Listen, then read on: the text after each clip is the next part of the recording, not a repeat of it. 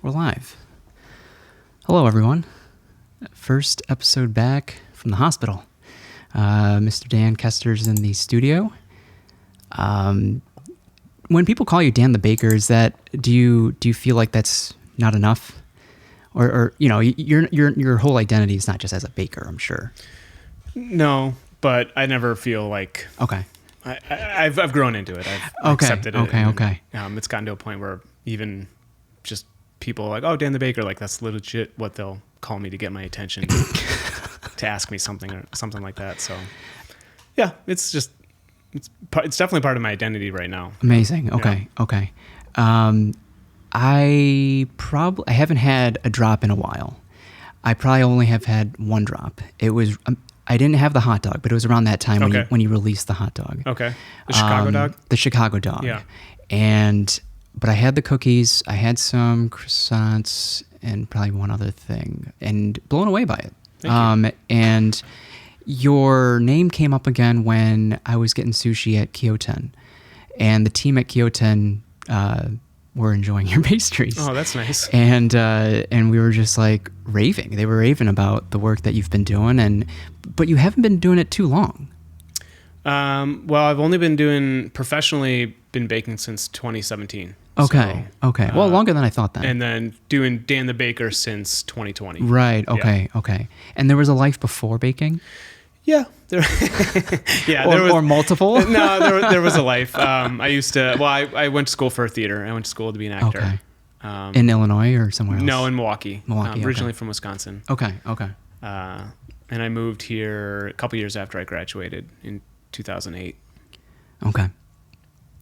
What initially drew you to the arts or theater or acting? I did it in high school, and it was just, it was the bug. I caught the bug, and just that feeling of being on stage and doing that was pretty incredible. And, when you're good at something, which I think I was, then you get that feedback, and you go, okay, well, you start thinking like, could I do this more? Could I do it professionally? And I also had an older brother who did the same thing. Okay. And he kind of paved the way as far as making that decision to go to school for it and try to do it professionally. And this was supported by your parents as well? It was, yeah. So my dad's a pastor. Okay. My sister, who's the oldest, married a pastor. My oldest brother's a pastor. Oh, wow. And so he was kind of the first one to be like, hey, I'm not going to become a pastor or a teacher. And so, again, he kind of paved the way in that regards. But my parents were always supportive. I think like a lot of parents, they just want you to do something that you're passionate about, and that as long as you're doing it for the right reasons and you're successful, that's all they care about. Was there a path that you saw for yourself? Was the stage always the plan, or was it were you going to eventually move to New York or LA?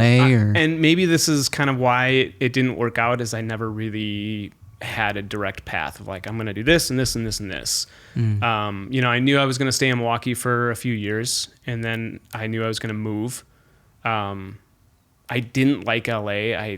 You tried it though? I like just visiting. Oh, just okay. like I didn't like the city. Sure. I just didn't really want to live there. And so I thought Chicago would be kind of a good, next step. Yeah.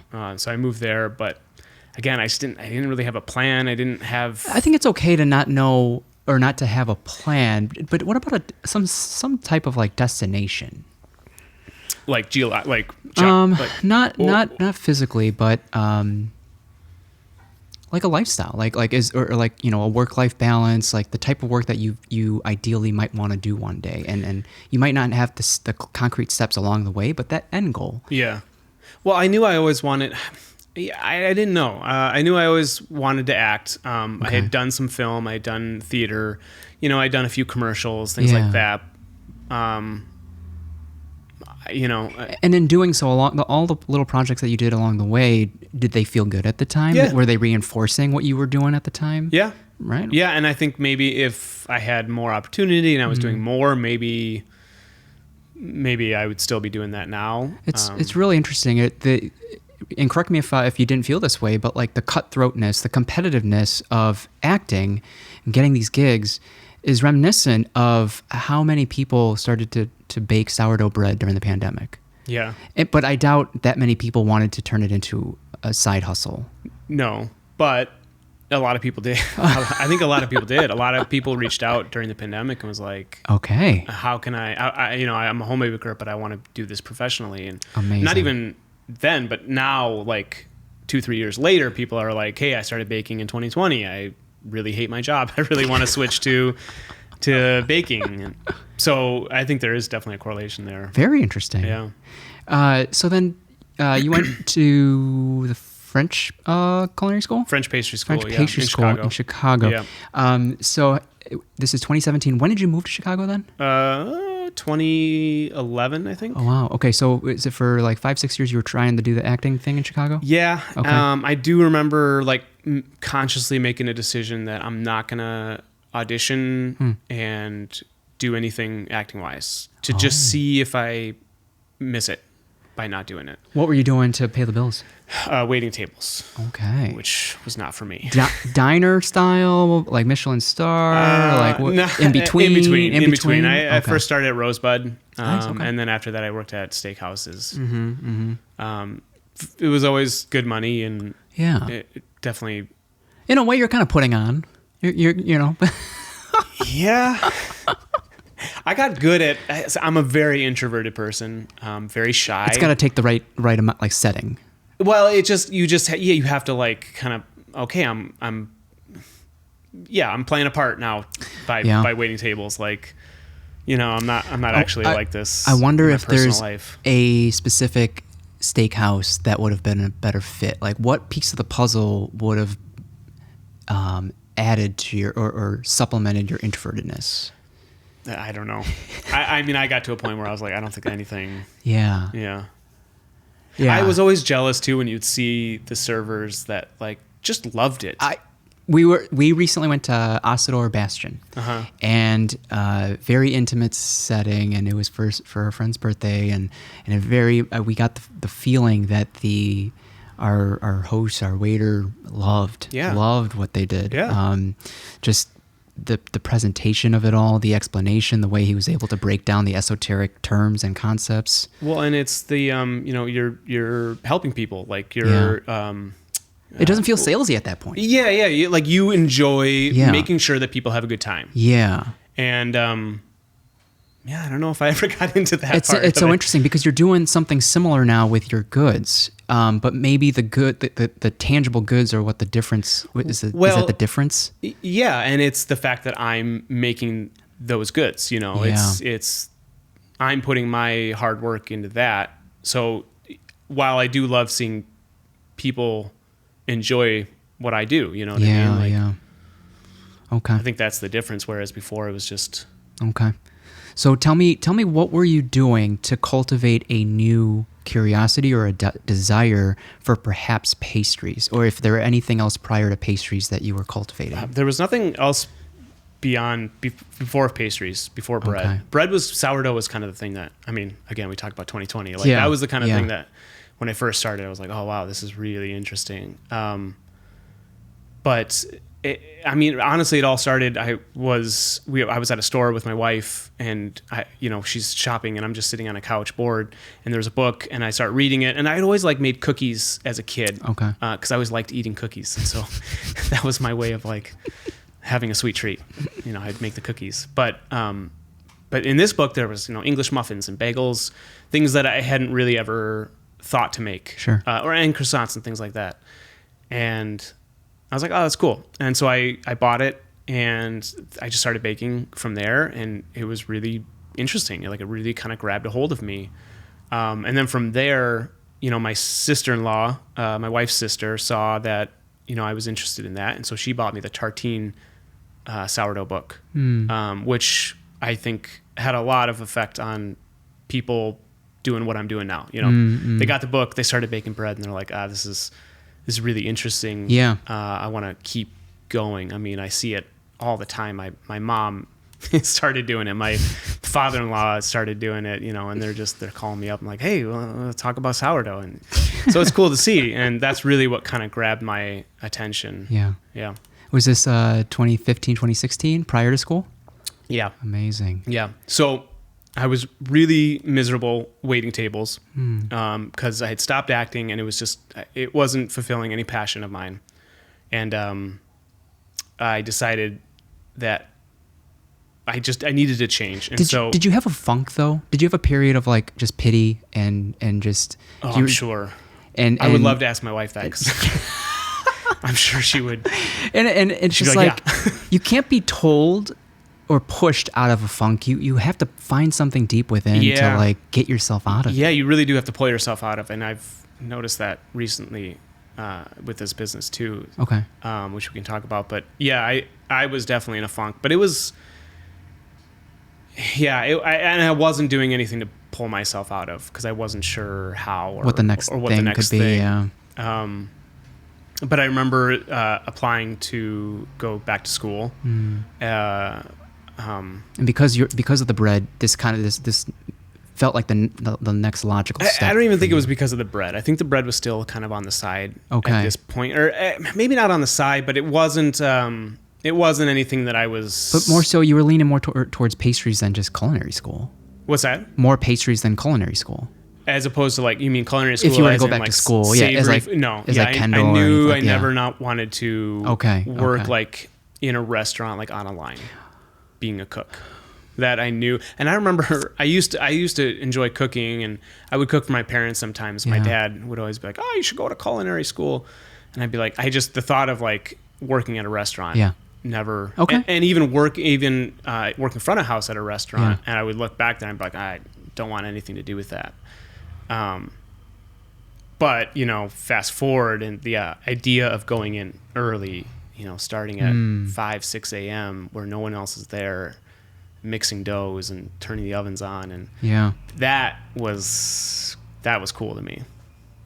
Did you ever observe, shadow, or stage with a pastry chef? Not until I was in school. Wow. That was kind of part of the requirement. Yeah. No, that's not true. So before school, I was interested in exploring this, and I actually applied at Stan's Donuts. Oh. So I applied for Stan's Donuts, and it was and so I got a call, and the person was like, "Hey, I looked at your resume. Would you be interested in working front of house?" I was like, "No, that's not what I want to do. Like, I can make more money at this job that I'm already doing." And he's like, "Okay, well, I don't think you want to make donuts, but let me put you in touch with the person who runs our commissary, and I think that might be more of a thing." And so this was the commissary for Stan's Donuts and La Briola, which I don't know if it's still around. And so I got a job there working 1 day a week. And I started there, and the woman who hired me, her name was Jessica, she hired me and said, "I'll teach you everything I know." And I was like, "This is great." Wow. And then the first week I showed up, she's just like, "So I put in my 2 weeks." I was like, "Great." So I stuck around for a few months, and that's kind of when I was like, you know what? I do want to do this. I do enjoy being in the kitchen, but I don't know what I'm doing, and I'm not learning anything here. So that's when I decided to... What were some of the tasks within the commissary?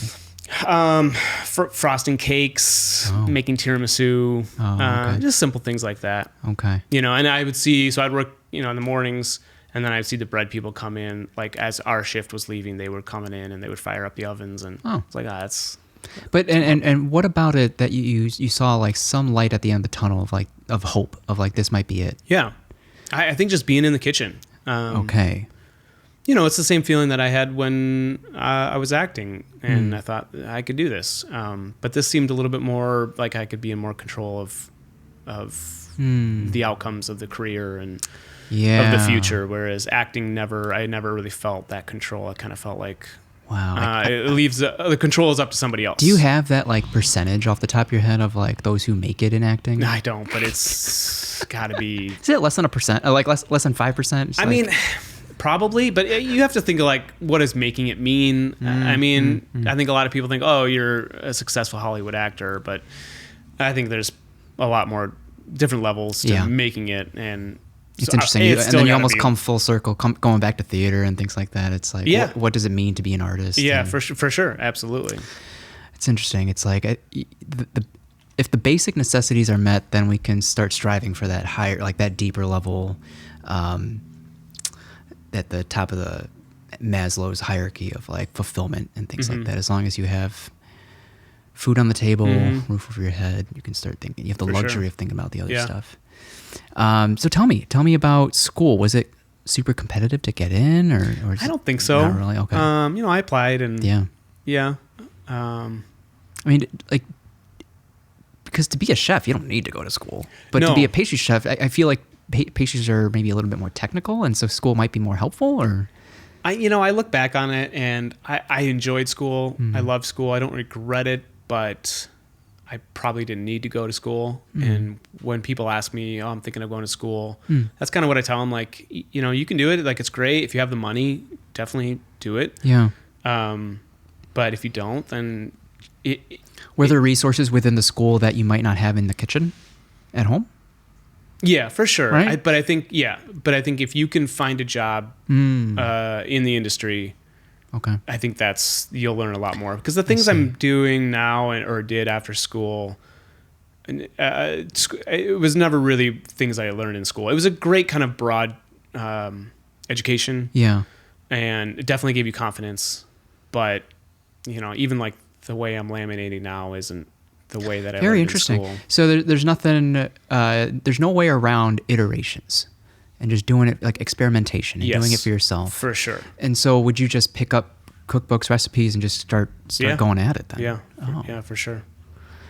If you were to start in this, what are some of the tools that one might have to pick up to like things like lamination? Do you need special equipment for stuff like this, or? No, I mean, you at the level that we're doing it now for Dan the Baker, like you need a sheeter and you need things like you need special equipment. But just to learn to kind of learn the basics of what the dough is doing, what the butter is doing, how to manipulate it. That you can learn at home. With just a rolling pin and some good quality butter. Right. So tell me, how long was school then? 6 months. Wait, what? That's it? It was short. Well, that was kind of the idea. It's like get in and get out. And do they try to set you up with job placement or observational things, or? They do. I mean, they definitely. You had to go out and stage a few places. That was part of the education, and so I think that was kind of the idea: was get out there and meet people. But it was really, I think there's pastry schools that are longer that you'll do a course in, how to cost, your items and all that kind of the business side. They'll teach you the business side of it. This was like they would separate in 2 weeks. So the first 2 weeks we did chocolate work. The next 2 weeks were plating. The next 2 weeks were viennoiserie. The next 2 weeks were sourdough. So it was really like just the basics, just fundamental. Yeah. Wow. And kind of how to operate, how to act in a kitchen. Is there more schooling potentially if you wanted to? Or are these just like maybe one-off classes, or? Yeah, there's definitely some like post culinary school or professional classes for the professionals. And I guess like what were you feeling after the 6 months? Like were you feeling a certain way about certain pastries or more bread, or like where did you feel? I knew like I wanted to go? do bread and pastries. Okay. Yeah. Okay. And then when did you get picked up by Soho? So that was so I started working for them. Yeah. About 6-7 months before the pandemic. Oh, so there's some time. So what happened after school then? So the first job was at Swift and Sons. Oh, okay. Yeah. For their pastries, or? Yeah, so I did like their bread Oh, cool. baskets that they do. Yeah. So again, it was early morning, 7 a.m. to 3 p.m., which those hours seem really late now. Okay. But yeah, and then it was just, a lot of production stuff. Was there a place you ideally wanted to land? I would have loved to have worked at Publican Quality Bread. Yeah. Just really in it. But that didn't happen. Sure. I was at Swift and Sons, and it was a pretty simple job. And I think after like 6 months, I kind of realized like, okay, it's time to move on. It took me a little while to find another job, but yeah. What were the feelings? The feelings of no longer growing, or Okay, so you outgrew the role. Yeah, for sure. Interesting. Yeah, they were really great though, because they would they had no problem with me like kind of practicing on my own. Yeah. Again, like to your point about continuing to develop and work on those skills. That's kind of why I took that opportunity to do that. Cause there wasn't, most of the days weren't super packed. And so I would have time. Yeah. I would mix bread by hand. Cause they didn't have the equipment to they didn't have big deck ovens or anything. Okay. So I would bring in my cast iron combo cooker. Oh, wow. Which you can do a single loaf of bread in. You could bake it in like a convection oven. Okay. And so I would usually mix one day and then bake the next day. And then the next day I would mix. Oh. And I just did that. Did they give you kind of like a box to play in, like a formula, or they let you reign free? Yeah. That's awesome. That's great. It was really cool. Oh, wow. And it really paid off. It was a lot of benefits. Cause I learned a lot through that process. Yeah. So what I've personally never baked sourdough bread, but what is there a certain ratios now that you've come to learn after your time at Swift and Sons? Yeah. And you can mess around a lot with those ratios, but, and how much of that is dependent on like the external factors of like the humidity in the room and all that stuff? It's definitely, it is a factor, although like what's the 80-20 to you? Like what is the 20% that's going to give the 80% of the results? What should people be focusing on? Just repetition. Oh, okay. So it's not even one of those things where you go, oh, okay, it's humid in here, I'm going to adjust that. You do, but you have to have such a depth of good foundation first. To be able to say, like teaching people how to do sourdough is difficult in those first, when they're first new, because they're like, oh, why did we add 30 more minutes? And I'm like, it's just, I touched the dough. I've touched it a million times and I go, oh, this needs more time. It's almost like instinctual or gut feeling that. But that comes from iterations. It comes from doing it Yes. all the time. And so a lot of times when people ask me, like when they are baking at home, I always say, I know it's tempting to want to try different breads, but pick one bread with this same ratio of flour and the same ratio of water and salt and starter, and just do that each time. Okay. You can do other ones besides that, but just make sure you're doing that one to see the results over the course of weeks or months. It's got to be a similar lesson to just cooking in general, right? It's probably in life, like you know what I mean. Like you do something once and you suck at it, and people go, "I'm never going to do that again." Yeah. Or you go, "Let me see if I get better," and you do it again. You're like, "I get a little better," and that's just how that's how life is. Well, that's the fun part about bread is like there's not too much at stake, right? No, exactly. How much did that flour cost you? 45 cents? Yeah. It's not a big deal. It's more about the time than anything. Right. Okay. That's the thing like people get frustrated about is you spend literally all day. I see. It's not like in the kitchen all day. It's a lot of it's inactive time, but you do spend like all day developing this dough, getting it ready. You put it in the fridge overnight. The next day is when you bake it. And then it comes out of the oven and it sucks and you're like, but that's part of the learning, right? Yeah, I love that so much. So when it came time to perhaps move on from Swift & Sons, did you initially come up with a conversation to like see if there's anything else you could have done at Swift & Sons? No, it was because I wanted to do work in a kitchen that had the equipment and kind of had more of that's what they wanted to do, and Swift & Sons wasn't that. For as great of a restaurant as it is. So then do you try going, like shooting your shot again at Publican or somewhere else? I started applying everywhere else. Oh, yeah. Okay. I did a lot of stages. And for one reason or the other, things didn't work out. Floreal, I don't know if you've heard of that bakery. They've been around for a while, but... No, for some reason I heard Oriole and then Floreal. Yeah. I've never been, but I feel like I've heard of it. They're a great bakery, and I staged there, but it just didn't work out. But eventually, I applied to this hotel that was opening up. It was called St. Jane Hotel. It's no longer there anymore, but it took over the Hard Rock Hotel, which was I forget the name, Carbon and Carbide or Carbide and Carbon building. Okay. It's a beautiful green building with the gold on top. Okay. Anyways, it's right downtown. Yeah. And I got a job there, and it worked out great. I wouldn't have thought that like hotels would be looking for pastry chefs. Yeah, well, they wanted to have a bread program. Wow. They wanted to do pastries because they were going to have a cafe in the front, so they wanted to do fresh pastries every morning. Is this something you saw online or? I did. I saw it online, and I didn't even think anything of it. But they asked to do an interview, and I went in, and then I kind of realized, like, oh, this would be a great job. Would you be the head pastry chef? So I wasn't the head pastry chef. I would work under a pastry chef, and then there was a sous chef. But they hired me to do the bread and the pastries. Okay. And they were kind of like, we don't know that world. So like pastry chefs, so like, the plate of desserts, and then they're like, we need you to just kind of do this. Like, here's some recipes, but we're going to need you to figure it out. Which I've noticed has kind of been my short career has been a lot of like going into a place and being like, figuring it out. So I've gotten pretty decent at figuring it out. Yeah. And that one I remember was hard to figure out because I was just so new and I didn't know anything. Were there some setbacks? It just took a while to get to the quality that I knew I wanted. Yeah. Again, just not working with bread ovens, not working with sheeters, and not working with spiral mixers to do the bread and all that.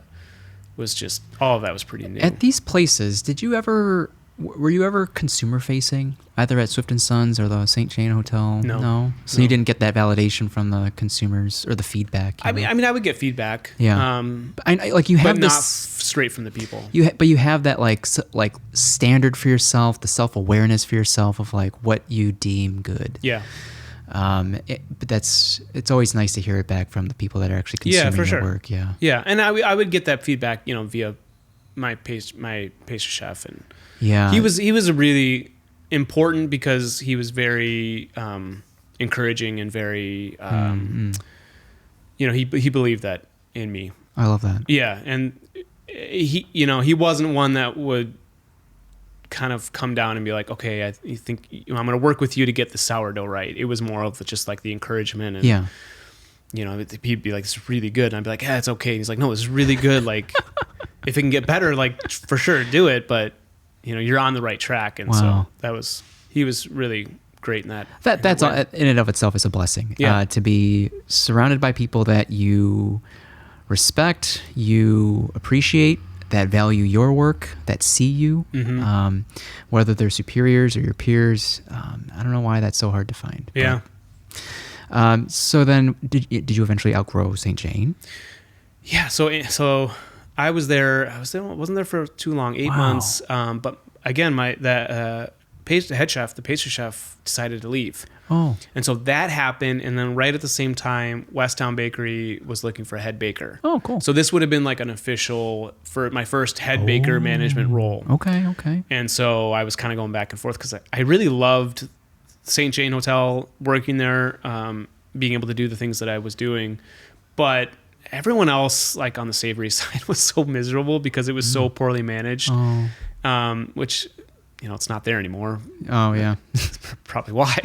But so I kind of took those two factors and said, okay, I'll move to the Westtown Bakery. And again, I got there and they're like, we want to redo the bread program. So I kind of got there and I was like, okay, let's figure this out. And so I was there for... the one on Chicago? Yep, Chicago, Westtown. Yep. Yeah. Yep. Okay. So I was there for 6-7 months, and then I moved to Soho. Wow. I felt like more time went by. Well, you said 2017 was Soho. 2019 I got to Soho. Oh, so 2017 was was school? Swift & Sons. Okay. Started at Swift & Sons. I was there for like a year and a half. Okay, that sounds right. Wow. Soho was huge. Was it big for you? Well, I mean, looking back in hindsight, it was massive. I mean, that's the thing. This whole, in the moment when I'm at Swift & Sons, I'm frustrated that I'm not doing more and learning more. But if you look back on everything that from where I am now, it's gotten you to where you're at. It's exactly where I needed to be at the moment. Right. And so, getting to Soho via all these other places, because that's the thing. I was at Westtown and I realized I didn't like wholesale. They're very big wholesale. Oh, okay. And so we're cranking out breads, just massive amounts of bread. I realized that's not really what I want to do. And there was a chef there who was opening a restaurant for that group. And she ended up leaving and going to work for Soho. Okay. And then she contacted me and said, hey, I would like to start a bread program. Are you interested? Oh, nice. So that's how I got into Soho. So if I wasn't at West Town, I wouldn't have met her. Yeah. And then I wouldn't have ended up at Soho. But it's everything. It's not just the connection. Like, you were technically ready. Yeah, like, skill, for sure. Skill-wise. Well, and that's the thing too is, I've had a lot of lucky breaks and a lot of people saying, hey, let's do this together. Let's work together, or giving me opportunities. But had I not kind of been ready for them, then it wouldn't have worked out. And your the brand recognition of Soho at that moment aligned with the artisanal type of quality goods you want to put out at that time, right? I think so. Well, and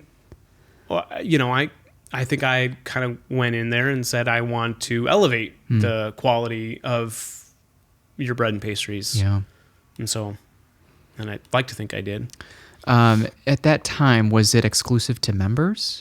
So the way Soho House, there was first and second floor was open to the public. Oh, yeah. And there was a restaurant on the second floor. There was a big kitchen on the second floor. And the bakery side was kind of in the middle of the kitchen. And that made everything for the fifth and sixth floor, which had another restaurant on for private members only. So the bakery side did kind of all of the whole building. So both. Okay. Yeah. Wow. Yeah. Were you making what percentage of what you're currently doing were you starting to do at Soho, as far as the goods that you're making right now, or was it still pretty much bread? No, we were doing pastries. Okay. Yeah, I think we were probably. I think it's pretty much what we're doing now. Yeah. Like, what was your limit at that point? Like, what were your boundaries? What were you pushing at that point? Like, when I was at Soho? When you started at Soho, what were you're on the cusp of comfort and discomfort, and what was that for you? What was the next maybe pastry for you at that time? I don't even remember. I know they did these at the private area. They did these Sunday feasts. Ooh. And so it was just like a huge buffet, like massive. They didn't care about food costs or anything. They just wanted everything to That's fun. to look cool, so the guests would come in and be like blown away. Mm-hmm. And I remember it was always fun because I would push myself to, like, you could come up with whatever you want. You didn't have to have necessarily a quantity to hit or anything. You just kind of made a bunch of stuff, and a lot of that was like, let's see what works and what doesn't. So that was a lot of fun. And that was when I first started doing cruffins, which fast forward to now is probably the number one selling item. Remind me, what's a cruffin? It's a cruffin, or it's a croissant muffin mixture. So flaky muffin? Yeah, exactly. Flaky, and then I usually fill it, roll it in sugar. It's actually not super close to a muffin, but that's the evolution of it. Is that a common thing, cruffins? You see them a lot more now, okay. yeah. You didn't see them a ton. I mean, you did a little bit back then, but now you see them a lot more common. Okay. How fun. At what point did you start the Dan the Baker page? So, well... Was that pandemic then? Was that 2020? Are we fast forwarding too much? I was always Dan the Baker since I started like school, or right after school, I believe. Oh, okay. And then I turned it into Dan the Baker Chicago. Okay. Wait, why? Well... You could have been Dan the... like. Well, no. No? No. And we have to be careful when I talk about this, but no, there is another Dan the Baker. There is another Dan the Baker. Yeah. Okay. He's in Ohio. I see. Yeah. Pretty well established then. Well established, okay. yeah. Okay. Yeah. Dan the Baker Chicago. Yeah. But did you ever have that name? Dan the Baker? Yeah. Just coming out of school. Oh, like just as a for yourself, or as a nickname in passing, or on social media? Just on social media. So you did have it on social media at one point. Yeah, I did. But you gave it up to... Well, So I had Dan the Baker. I changed it to Dan the Baker Chicago because it was cleaner, and I did that right during the pandemic. Yeah. And then, so I've had that since then. Okay. Very savvy of you. But because of this other Dan the Baker, we have to... be careful. We have to move away. We've been battling it out. Oof. Legally. Oh no. Yeah. Oh, it got to that level. It did get to that level. level. I'm sorry. That's a nightmare. Yeah, but it's exciting because there's a new name coming next year, and okay. Yeah. So. Oh, very cool. Yeah. Because I'm trying to figure out, like, I feel like at Soho, you can.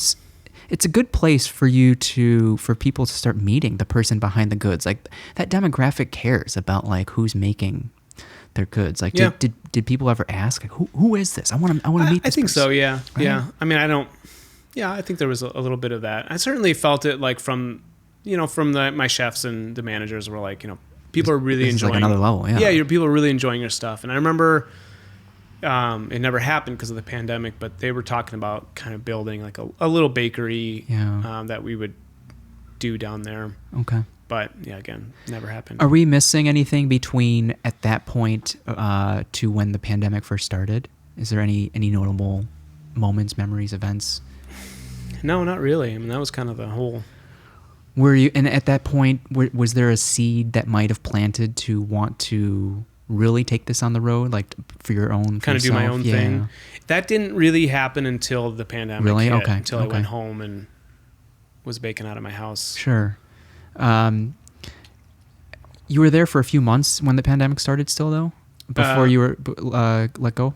No, right when it happened. Right? We were all sent home. March 2020? Yep. Oh, interesting. Yep. I always thought that I would go back to Soho. Okay. I wasn't officially like let go from there until June, I think. But yeah, right when that happened, we all went home. Because they shut it down. They didn't do anything. They didn't do any takeaway or anything. Okay. Was there a moment of limbo, depression? What's next for you? Yeah.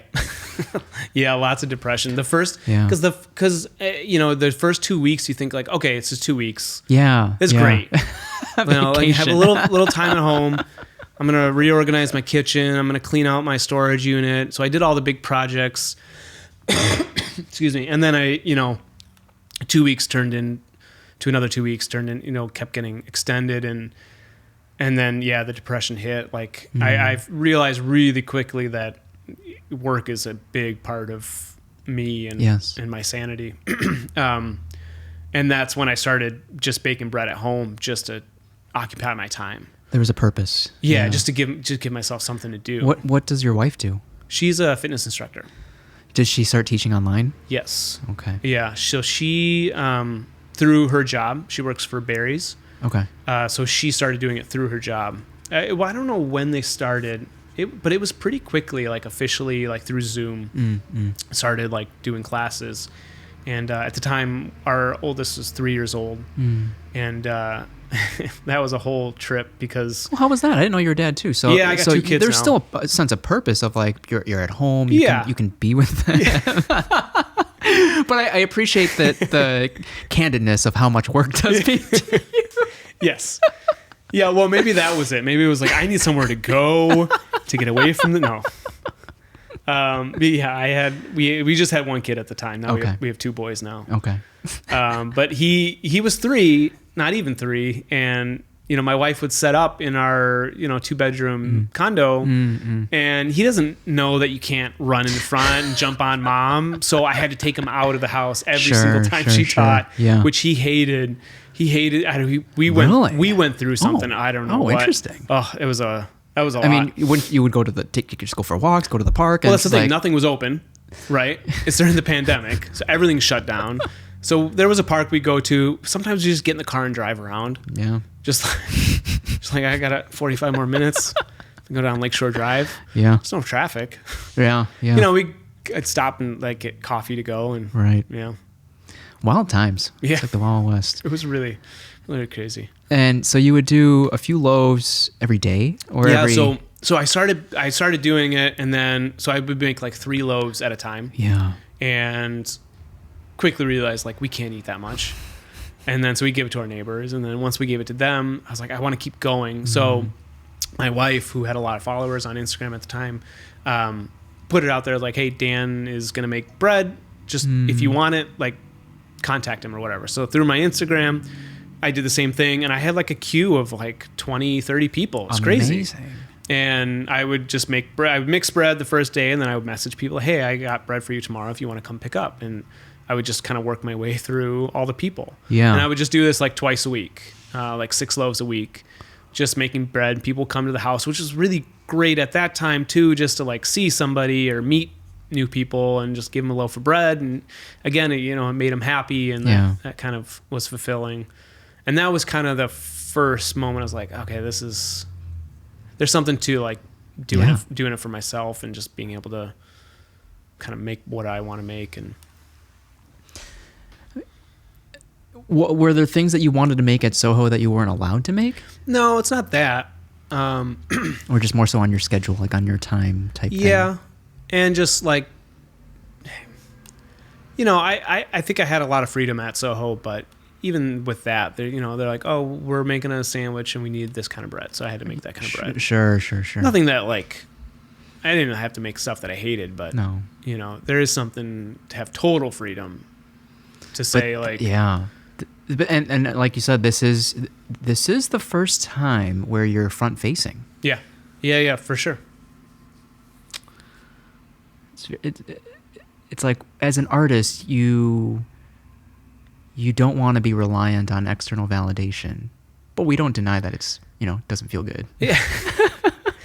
No, it does. It does feel good. Yeah. I would make the argument you kind of do need that as an artist, right? Like. Yeah, it's balancing that versus being authentic. Yes. Versus trying to make some livable wage off of it. It's all balancing all the things. Yeah, and like, your point to being authentic, I think that's probably what I fear the most, is just trying to make something to make somebody happy. Because at the end of the day, like, I'm just trying to make what I love myself. And if that makes somebody else happy, so be it. Then that's great. Yes. Yeah. But I don't want to make something that I think a lot of people are going to like this. It's a never-ending guessing game. But I don't like it. Yeah. Because what's the point of that? Right. Despite the positive feedback, I don't know. It's just like, it's not. It doesn't fill you. Right. And I've certainly put things out there, pastry-wise, that I didn't really care for, that people liked. But yeah, it doesn't.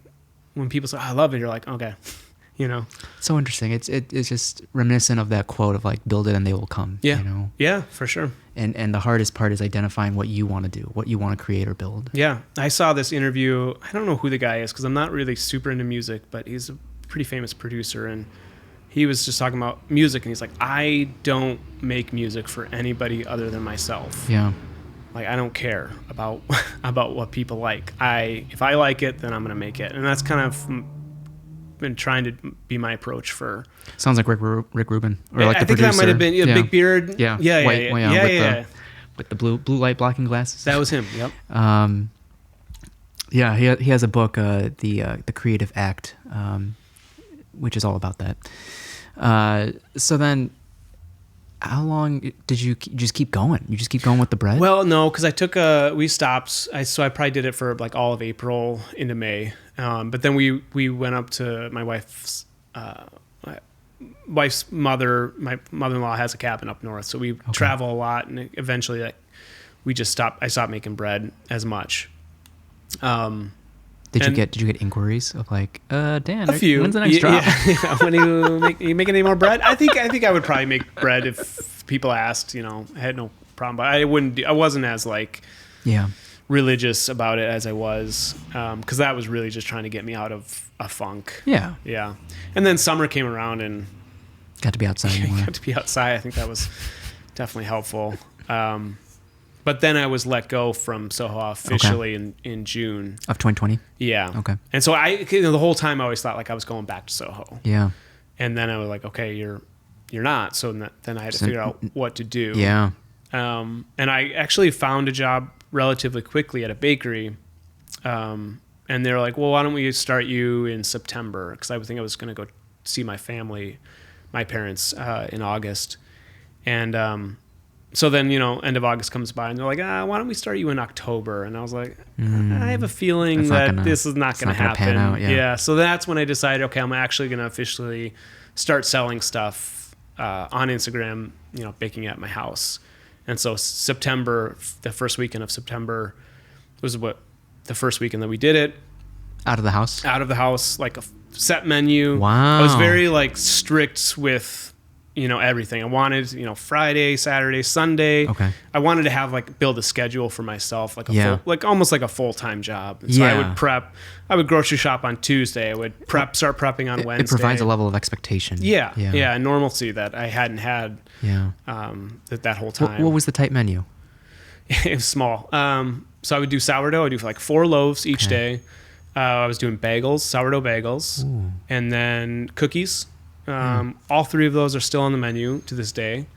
And then was something else like we do tarts. So I recently kind of got into tarts that year. Okay. So it was something that was kind of new to me. And so we do 1 or 2, and then something like a pumpkin bread or something like that. I couldn't do any kind of croissants just because I knew I wasn't going to be able to like execute them at the level that I was used to at Soho with the sheeter and all that. And so I didn't do any of those. But yeah, I think it was like those 5 items that we did. And I remember the first day, that first Friday, being like, okay, there's something here that I think I'm going to keep going. And how business savvy were you at that point of like, and did you even look into things like, do I need permits for this? Or is this still a hobby? Like how, at what point when you start dabbling into like, I want to try to make money off of this, but at what point do I need to ask permission? Like at what point do I need to make this kosher? Yeah, I think I was always like, let's ask for... Forgiveness. Yeah, better to ask for forgiveness than permission. I was still getting that unemployment check. Okay. And so for me, it was more about just like seeing what I could make and what I could do, as opposed to like, I need to hit an X amount of dollars per week. You know what I mean? Yeah. Which... If you broke even, you broke even? Yeah. Or, and I think, I think I was making some money, but that was great because it gave me a lot of freedom just to try things and not have that pressure. What about like, was there any intention around marketing or building hype behind these drops? No, none. Wow. And still not really any. So I mean, really, over the past 4 years, everything has just been word supply of and mouth. demand, word of mouth, supply and demand. Yeah. The fact that like, if you're late to it, it's gone and you just got to sign up for that text message. And And that's been a great thing too. Is like that's kind of been the only marketing is through, the company that we're using now, Hot Plates, is to sign up and make sure you get on there right away, which is probably happening right now. I think happens at 3:00 on Mondays. Oh man. So then and that's a weekly thing. That became a weekly thing. That became a weekly thing. Yeah. What is this? October, November now, or what? Yeah. So September is when we started. Okay. Yep. Wow. And I would go up north with my kids and my wife, and that was fine. I wouldn't do it that weekend. So I wasn't like super strict, but if I was doing it, I would do it, Friday, Saturday, Sunday. Okay. And so I did that all the way through. Well, we moved. We bought a condo. Nice. That winter. And so there was a month, 2 months off at that time. And then I think the March of that next year is when Soho asked if I was interested in coming back to use their kitchen. Yeah. And that, okay. Wow. That's when I moved back there. So no hard feelings on when you got let go. No. You understood it was just like it was a pandemic thing. It was okay. No. Okay. Yeah, for sure. Very cool. Yeah, and I kind of bugged them a few times, like, hey, can I just use your kitchen just like to prep for a day for an event that I can do? And they're like, no. But then they kind of came back to me and were like, was the same girl that got you there? No, she had actually left. She actually got let go while I was still working there. Oh, okay. But the chef that I had known, that I had worked with, was there, and he kind of advocated for me. So when you came back in March, was anything different? Like, yeah, it was so different. I mean, so like I said, the first 2 floors were open to public. Yes. There was a restaurant there, so that remained shut down. Oh, okay. So they had just opened up for their members. Okay. Yeah, and so I was working in like I said, the bakery was in the middle of this big kitchen. Mm-hmm. The restaurant was closed. There was nobody down in that kitchen. It was just me, and then there was this other pop-up pizza called Paper Thin Pizza Company. Yeah, I've heard of them. Yeah. So we kind of worked. They would come in at night, and I would be in the morning, so we'd cross paths in the afternoon. But that was it. It's just me and them when we first started. And it was all takeaway? Yep. Everything was picked up. Yeah. Wow. So through Soho's website? No, it was through the same site that I'm using now. So it was it was through you. Yep. Oh, and so you just asked to use the kitchen. Yep. So I just used the kitchen, and then in return, I made pastries and breads for them. Oh, that was kind of the deal. It's a good trade-off. It was a great trade-off. Oh wow. Yeah. it worked So then, out. and what were you able to do with that kitchen space for yourself? I do a lot of the croissants and everything because now I had Oh. the equipment, which is great. At what point did the hot dogs make a debut, or was that until the Emily? That was at the Emily. Yeah. Gotcha. So then, at what point did you make the jump between Soho and Emily? So that was, I think my last day was Christmas Eve, Okay. 2023. Oh, wow. That's a long time then, Soho. Yeah, I was March there to almost December. 2 years, just under 2 years. Oh, Because we were there over. 2022 then? Yep, we started in 2021 and Yeah. we ended in 2023. 3. So that's okay. That's a long run. Yeah, so just under 2 years. And I had asked to stay longer, and they're like, but by that point, they had opened up the restaurant. Did they not need your services anymore? It kind of became one of those things where, like, I really wanted to do what I was doing. I They see. really needed more from. And things that you didn't want to do. Yeah, I understand, And yeah. so they really just needed more autonomy over their business. Yeah. I needed more autonomy over my business. And so they're like, you know what? I think we've kind of, it's the end of the deal, which I totally understand. And so as soon as I announced that I was leaving Soho, somebody from the Emily reached out. Again, just like having these great opportunities. I know. I got very lucky. And so I was able to move in to the Emily. That's a beautiful hotel. Almost immediately. Yeah, it's great. I didn't get the sense that you were selling, you couldn't. Could you just walk into the Emily and find your stuff? Well, now you can. Because, Now you can? Okay, Yeah, because okay. we are providing them as a wholesale client. I see. Okay. Yeah, it was all just drops before. But it is still, that's kind of the main. That is still the that's main? the main thing. Oh, Yeah. okay, Still, again, okay. Friday, Saturday, Sunday. I see. So then at the Emily, were there things that you were able to do that you didn't do at Soho, or was it pretty much a lateral transition? No, it was great because they had built this kitchen that was supposed to service their large party room. Okay. But they never ended up using it. So they said, why don't we lease it out? So they leased it out to another company before. And then, so it's a separate kitchen, small. And they were basically like, we just want you to do your thing. And we want to be able to get people to notice our cafe. So come and pick up their pastries out of our cafe and get some eyes on what we're doing here. Yeah. So that was kind of the reason for bringing me on. So it was great because they were never like, oh, we need you to make 1,000 cookies. X amount of things. Yeah. Okay, It was just like, okay. do your own thing. And so that was kind of the first time that I was just, it was wild now. a great setup. And it was just me. So at Soho, I had 2 bakers who decided to stay at Soho and work for them. Oh, okay. And I left, and it was just me at the Emily. Wait, there was a point where you had a team helping you with your stuff? Yeah, because we were doing a lot for Soho at that point, and so okay. I needed help. Okay. At this point, do you have a team right now? I have one part-time and one full-time. Yeah. Wow. Do people ask if they can stage with you? Yeah. I got somebody coming from Milwaukee this week. That's so cool. It is cool. Yeah. It's very flattering. I mean, does that want you, maybe not at this point, but to eventually host classes? Yeah, I get a lot of people asking about that. At some point, maybe. Yeah. Wow. If I'm in my own space where it makes sense. Yeah. I can't. Does that seem like a big jump for you to get your own space? I mean, it does now. I've been looking for okay. quite a while. Just haven't found the right space yet. Are you particular about certain neighborhoods or certain I'm getting less particular.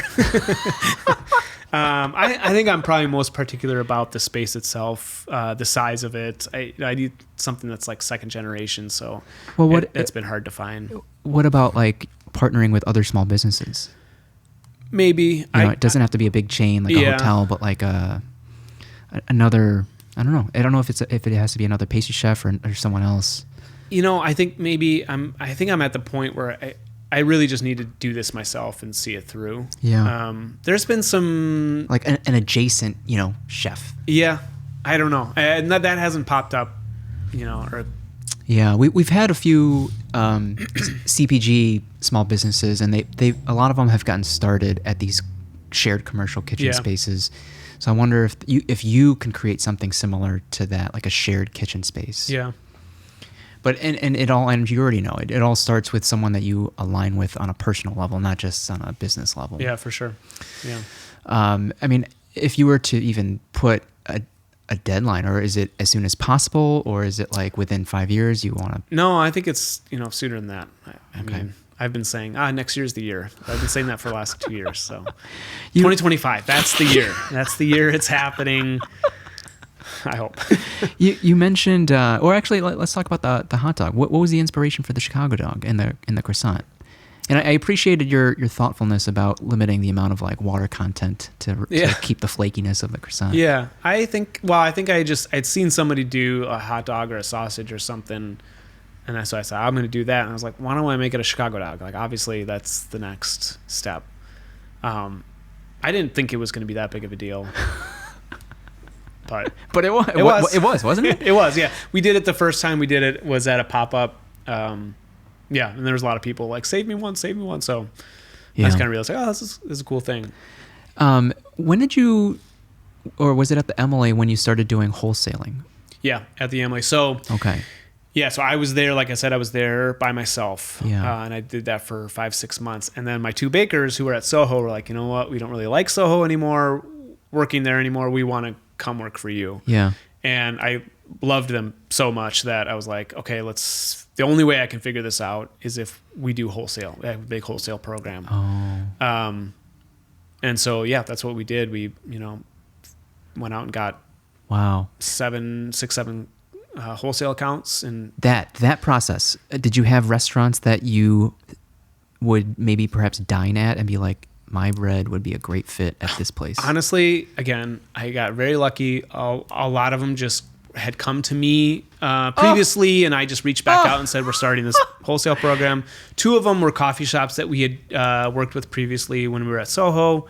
And so I said, are you interested? And they're like, yeah, of course, we'll start back up. We're still doing them to this day. Yeah, but I think at the height we had like 8 accounts. And is that your limit?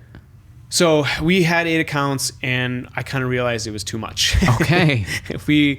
Just for space wise, like sure. The kitchen we were working out of isn't that big. Okay. Not a lot of freezer space, not a lot of refrigerator space. And so since then we've ended up cutting back down. Both of those bakers have moved on. One of them opened up his own bakery with his wife called Bellbird. So he's doing really well down there. Okay. And then I just realized, with Westtown Bakery, I don't really like wholesale. And I kind of realized that with this, I relearned that I just don't like wholesale, and I want to keep it intimate. With wholesaling, is there something about like iterations with wholesale? Like is that the fastest route to learning about how to do something well? I don't know. I think it's because my view is always that like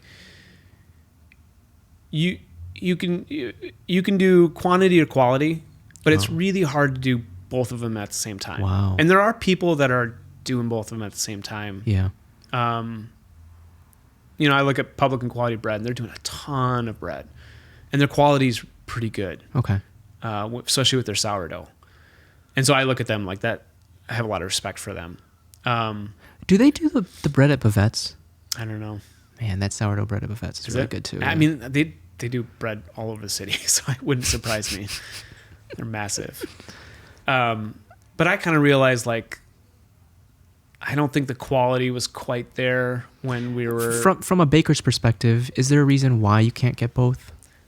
Why do you lose quality when you're trying to up the quantity? Because I agree with the sentiment. That's a good question. I think you have to have a lot more hands touching the dough. So if you're just doing a small amount, it's you and another person maybe. So the quality control is very close to you. Whereas you have to, with bigger amounts, you have to kind of have more people doing the things. That might be one reason. I think you run into an issue with equipment as far as like not having the proper amount of space. So you're kind of like having to figure it out as opposed to just doing it the proper way. Okay. I don't know. I think somebody else asked me that too, and I think about it a lot. Like, can I do massive amounts of like what does it take? Pastry? Yeah, what does it take? Like, but I just don't know if I want to. Like you're doing well for yourself. Like at what point is it for selfish reasons, I guess? Like at this point you've been able to provide for your family. Mm-hmm. At what point are you just doing it for yourself at the cost of maybe spending time with your family? I don't know. As you try to expand. That's a good question. Know? It's definitely something I think about a lot and kind of struggle with. Yeah. You know, am I spending too much time in the kitchen and not enough time at home? Mm. But if I spend more time at home, am I sacrificing making money? And kind of finding that balance is very challenging. You mentioned that you were recently in a slump as well, or a limbo. Like what did that come from? I don't know. I remember, it was last year. Excuse me. I remember just, I don't know what it was. It was kind of like my first bout with depression, I think, where I just, things that I just didn't care about the pastries like I did before. You know, I just didn't have that. It became routine? It kind of became routine. It was I just wasn't inventive. I wasn't interested in R&Ding new things. I remember we slowed down. So it was like October and we had really great summer with great numbers. And all of a sudden we kind of slowed down. And I remember just thinking like, that's it. Nobody loves me anymore. You know, like... maybe I'm not that good. Like the highs are high and the lows are low. I know. And that's literally what one of my bakers said to me is like, you know, when you're on, you're on. And when you're down, you're down. And it was really something I had to like kind of look at and figure out how to get out of it and what that effect is on the people around me. I've said this on a previous episode, but in the Chicago Bulls documentary Last Dance, Phil Jackson said that you're only as successful as your last successful act. Yeah. And that it's a process that you have to continue striving for and repeating. If you want to maintain that level. Yeah. And that's a lot of hard work, right? To like discipline. So much discipline. And it's, I think Rick Rubin does a great job at explaining this as well, as like not forcing inspiration. Yeah. And just be, being. But I also think that you have to do work in order, like inspiration, I think mostly is bullshit. Like you can't just sit around and be like, I'm going to wait to get inspired. Yeah. Yeah. You have to like really start doing work and then you go, oh yeah, this is inspiring. And then you grab a hold of whatever that is and you kind of run with it. But just sitting around waiting for inspiration is action. You gotta take action. You have to take action, and a lot of times it's the wrong action, and that's fine. And that's where. But it's more than fine. It can be a lesson. Learning. Yeah, you're learning from that. But yeah, the thing about inspiration is, I think people put it on a pedestal. Yeah, for sure. So then, to get yourself out of that slump, was it going for walks, spending more time with the family, working out? Losing yourself in the kitchen? I think it was a little bit of losing myself in the kitchen and just kind of, I think it was also, again, that baker, he kind of called me out and said some things that I probably needed to hear. And about, just, you are winning, like, even if you don't feel like it now, like you're doing the thing, like, and so a lot of his perspective and. Are there some, I'm not sure how tight-knit the bakers community is, but are there some bakers that you kind of respect, look up to, communicate with? Probably not as much as I should, especially like business owners. Yeah. Because I do think that owning a business is a different kind of stress. Mm-hmm. Especially for the artist. Yeah, and it's I should reach out to more business owners and talk about the things that. Two that come to mind. I don't with. know. I think his name is Daniel as well, but Sweet Rabbit. Bakery. He's a friend of mine. Andrew. Or Andrew. Yeah. Andrew loved his stuff, and then Justin Lurius from Del Sur Bakery. Oh yeah, I don't know him, but I've been following him. He's killing it. Yeah, he's has he opened his new space? I think it's going to be spring 2025. Yeah. And that's the thing. It's like maybe maybe it's a silent partner that can get you off the ground too. Yeah. You know, well, I do think that just having those people like Andrew, that he's gone through it and he can relate. And so talking to people like him is very helpful. You know, and I wonder, it's like that reminder of you're doing the damn thing right now. I have a feeling Andrew would say the same thing, or someone would tell Andrew the same thing if he ever feels like he was in a slump. Yeah. I mean, I would give him that advice. Yeah. You know? Right. Like, I'd be like, you opened a bakery. Like, yeah. You know how hard that is? And like, you did that. So. What is on the horizon for you as you make moves for 2025? Just looking for my own space. I mean, that's kind of the next thing. Second gen, meaning it was a bakery or a pastry shop before? Or a restaurant. Or a restaurant. Yeah, it just kind of has the hood. Yeah, exactly. Oh, okay. Gotcha. Infrastructure for there. Interesting. What's that all like? Do you have to work with an agent, or you can just Google like potential spaces? I've been working with somebody. Yeah. Yeah, for the last couple of years. Wow, I can't imagine. I mean, I always think about like what the next iteration of this space could be like, but I can't imagine how much that would cost for like an actual build out and things like that. This is just paint on the walls. So like, it's not. I didn't build anything out. So, but that's very exciting. Is there anything? I know you have a holiday drop coming soon. If not, that was this week or this coming. No, so we're doing. So we do a Christmas Eve pop up every year. So this will be the 4th year, and we're hoping it's going to be bigger than ever. What does that mean, pop up? It's more than a drop? Yeah, so we're going to actually like be there in the space at the Emily, have all of our pastries and breads and everything out, and it's just first come first serve. So there'll be a line, people come up, I'll take your order, great. Pay right there. So it's always been great. The first year that we did it, so I had one baker with me at Soho.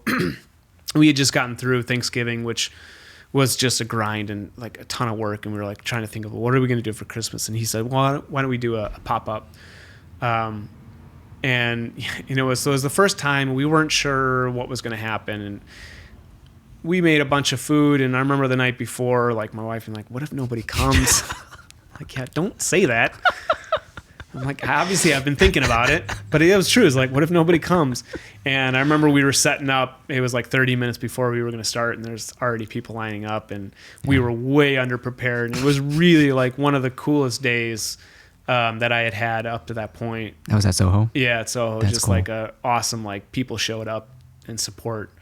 And so we've been doing that a version of that every year. And so excited about this year. That's probably a cheaper alternative to farmers markets. Have you done farmers markets before? I haven't done farmers markets. No, I haven't. Is it not worth it? I don't know. It probably would be. It's always logistically kind of difficult. I've realized now that like doing pop-ups, you know, because we used to go to like coffee shops and kind of set up for a day. And I've kind of realized like it's like money wise, it's about the same as just doing the drops. Okay.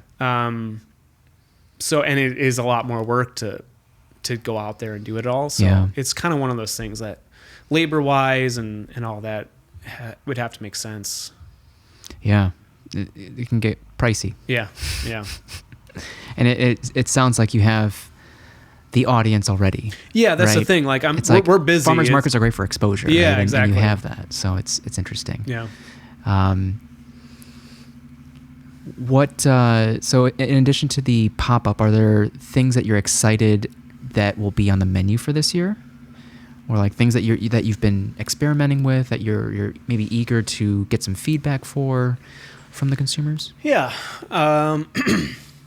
You know, this year we're going to try to do some like large format pastries as opposed to like individual pastries. Shareables. So I'm kind of excited about that. So we're going to do like this big twice baked pecan croissant cake type thing. Oh, what? Yeah, we're going to do like a pan Suisse, but it's all baked together. So you can kind of, it's almost like monkey bread. You can pull apart a piece. So I'm excited about that. We'll bring back some of the stuff I've done a while ago, like a pineapple vinegar tart, which is really, really good. I don't know there's got to be some new. I was just working on the menu the last couple of days. Is there? I've been seeing a lot of small batch kind of local makers wholesale to Agora Fresh Market. It's like a small grocery store Okay. in like Bucktown. Is that something that'd be another example of a wholesale account Yeah, as well? I think so, yeah. But I wonder if there's a certain area of the city that would like to. I mean, maybe they just don't make it to West Loop. Yeah. To be able to expand to to the north experience side a little bit or your something. work. Yeah. Yeah. I mean, we do still have 2 wholesale accounts, and one of them is Roscoe Village. Okay. And the other is in Lincoln Park. Okay. But yeah, I don't know beyond that. What are some other common DMs that you're getting? Common DMs.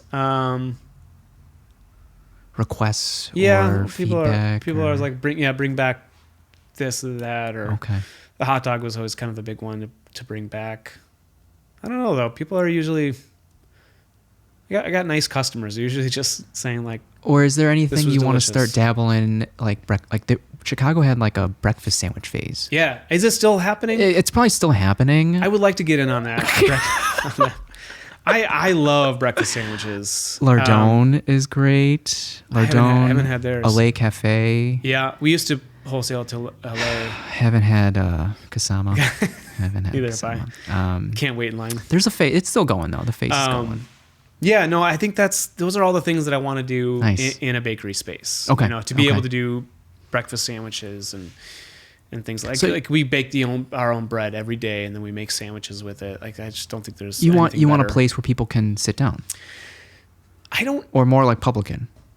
more like Publican or Mindy's. Okay. Mindy's is a good example where Okay. it's just the pastry case, and there's a few seats like out the window, and then Yeah. it's just kitchen. And Okay. that's kind of what I'm going for. Okay, not chilling too hard. No, yeah, no free Wi-Fi for you. That's the same philosophy that this guy has, Justin Doggett. He's in Edgewater. Not too comfy cozy in there. It's more like, Yeah. get this great coffee, get out of here. Get the F out. Is there anything else you want to share with the audience before we wrap up then? It's really cool chatting with you. I know a lot of your story. Like I said, we're changing our name, so Yeah. be on the lookout for that. I don't want to say too much right Okay. now because we're still keeping it Sure. private, but that'll be an exciting thing for next year. This will probably be out in at least a week. Okay, so it'll be like a week before. Well, our plan. I'll just say this: our plan is to unveil everything on Christmas Eve pop up. Amazing. So you'll see it. And that's at the Emily. at the Emily. Yeah. Okay, so this will be out before all that Yeah, stuff. yeah. So they at that's the so Emily cool. 9 a.m. until we Amazing. sell out. So Oh, come early. That's yeah. so cool. Yeah. You said so the 25th, Christmas morning. Christmas Eve morning. Christmas Eve morning, Yeah, 24th. So December Okay. 24th, 9 a.m. We probably will sell out in like 2.5 hours. I'm sure. Be our goal. All right. Dan, this was a pleasure. Yeah, Thanks for it's coming fun. on. Keep killing it.